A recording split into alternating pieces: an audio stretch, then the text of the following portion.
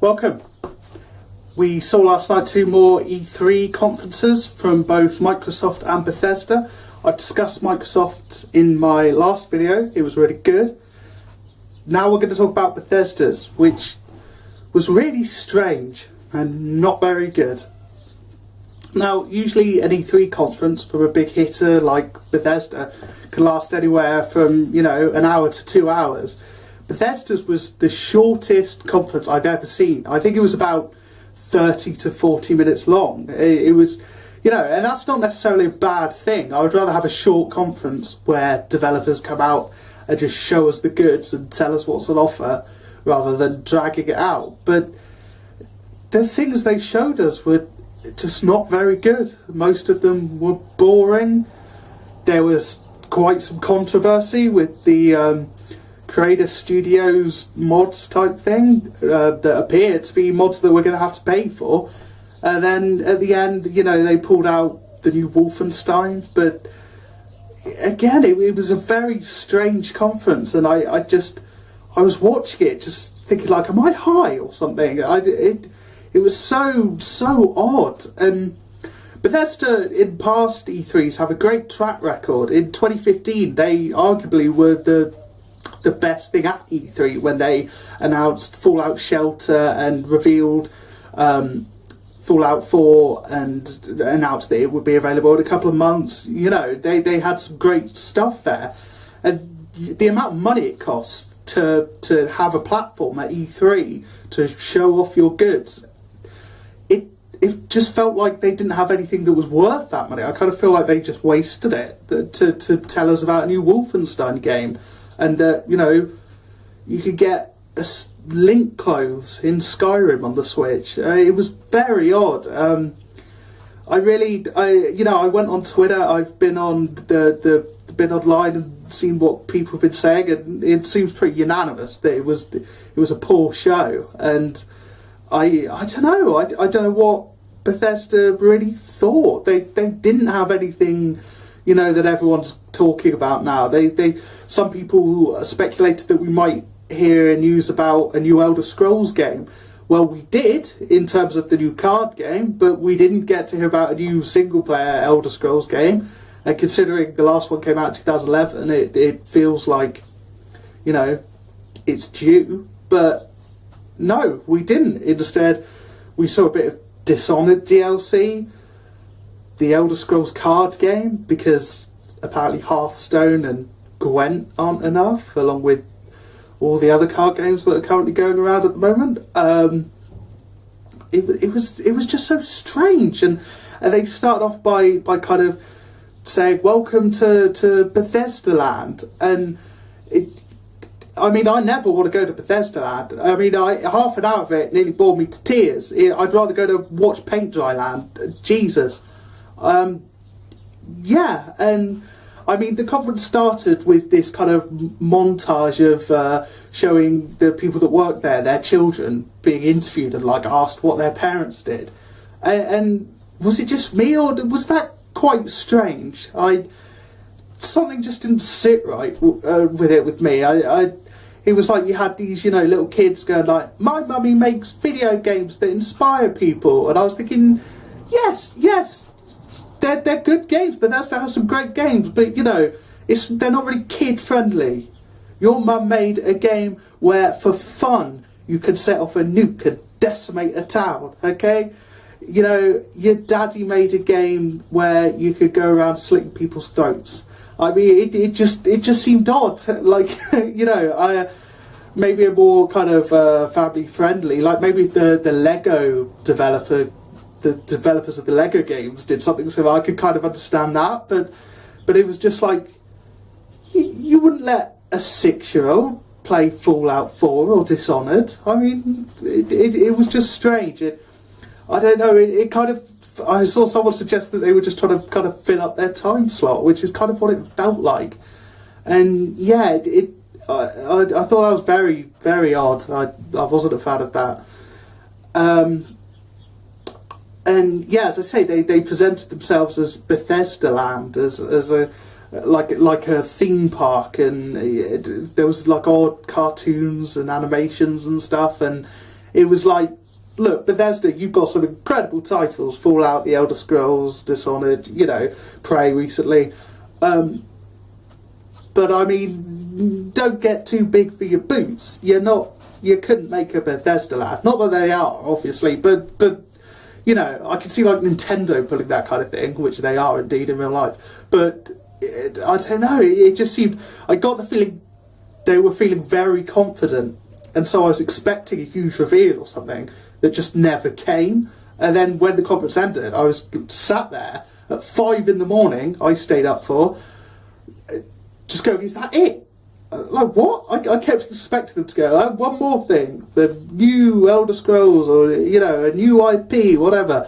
But, no, it just, it was strange. They were just showing the whole game. We saw so much Skyrim. Has there been an E3 since that game was released where we haven't seen Skyrim? That game was released in 2011. And it was headlining Bethesda's E3 this year, okay? I get it, it's coming to the Switch. But we've all put 1 million hours into that game, okay? Sure, it's nice to have it on the Switch. And Switch fans, who like Skyrim will no doubt buy it. But we don't need to see it in E3. And, I mean, there was a bit where they showed a Skyrim character dressed as Link running across, Skyrim. And I was just sat there like, is everyone seeing this? It was so odd. I mean, really. Because, when I play the kind of gritty, harsh world of Skyrim, I don't really think of Zelda, okay? I mean, it was so odd. And then, perhaps the most controversial aspect of their conference was announced, the Creator Club, or Creation Club. It seems like paid mods are back. Okay, this was tried about a year ago, I think, on Steam, and it went down terribly, and within a week it was scrapped. And now it seems like Bethesda is pushing for that again with this Creator Club. We've seen mods come onto consoles for Skyrim on the Xbox One and the PS4, which is great. I'm all in favour of mods. The PC Gaming Master Race, they love their mods, and rightfully so. Mods could be a great way to increase the lifespan of a game. Just look at Skyrim. But, I think one of the attractive things about PC gaming is the idea that mods, generally speaking, are free. You can support mod creators if you want through Patreon and stuff. But, you don't have to pay to download their mods in and of themselves. Now, don't get me wrong. When mod developer creates a mod, they're working. If they want to charge for that, they have every right to do so. And again, gamers have every right to either choose not to buy that or purchase it. It's up to them. But I think we're on slippery ground when we start having mods and just saying they all must be paid for. I mean, Bethesda was ridiculed when Oblivion came out for releasing the Horse Armor DLC. And then they had the temerity, I don't know if you noticed, to show a crab in armour during the trailer for that. And it's like, have you learnt nothing? I mean, I'm not paying for that. It was so strange. And, the idea, it seems, is you'll have like kind of Bethesda credits, which you can use to purchase mods. And details are kind of scarce. They didn't say a lot because I think they knew this would ruffle some feathers. But from what I've seen from looking this up since the conference, you can earn Bethesda credits, which you can then use to purchase mods. Now, you can either outright buy these credits, like a microtransaction, or it's kind of been hinted at that perhaps by playing Bethesda games, you will also earn credits. A bit like how you earn Uplay credits when you play Ubisoft games, and they can be used to unlock extra content. Again, online this has gone down really badly, and I can see why, really. We're so used to mods being free, where, these days it really does feel like companies tend to nickel and dime gamers for content. There's so much day one DLC, microtransactions, and it just seems like, really, now you're going to charge us for mods, I mean, I'm not a fan. I don't like it. Time will tell if it's successful, and it raises just so many questions. Like, so these mods, will these official mods that you pay for be compatible with mods, you know, like from the Steam Workshop. I mean, what if Bethesda decides that if you want to play with the mods you pay for, that they've, you know, officially endorsed, they're going to decide that they won't be compatible with Steam mods, so you'll have to choose one or the other.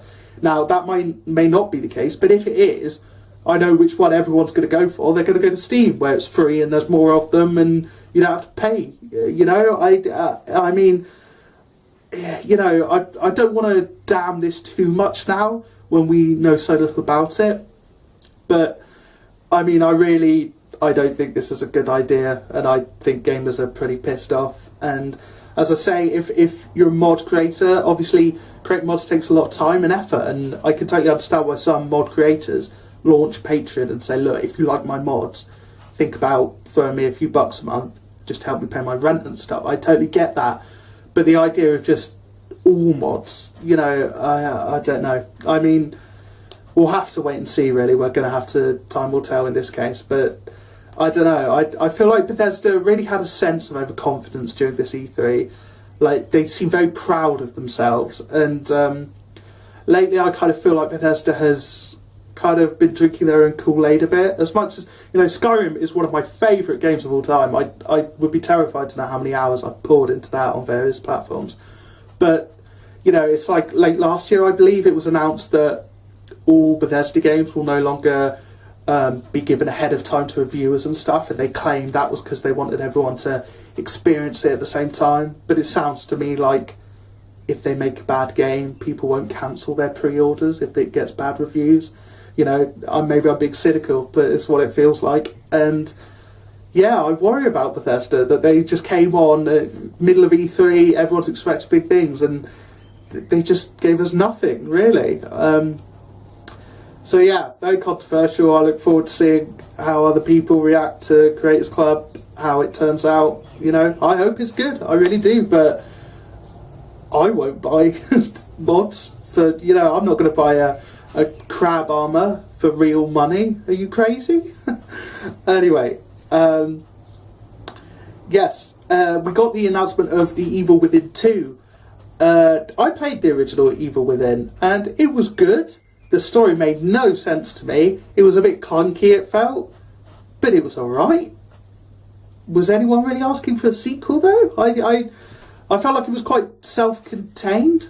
I don't know, it's been a while since I played it, but it just seemed unexpected, and the trailer for it was very, very kind of atmospheric and like, oh, isn't this weird? But it didn't really reveal a lot, and I don't know, it just, okay, I hope it's good, and if you're a fan of The Evil Within and you're looking forward to this, then fair play, but it didn't really get me excited, and what I saw from the trailer didn't get me excited, so yeah, I mean, I'm pretty indifferent to it at this point. And yeah,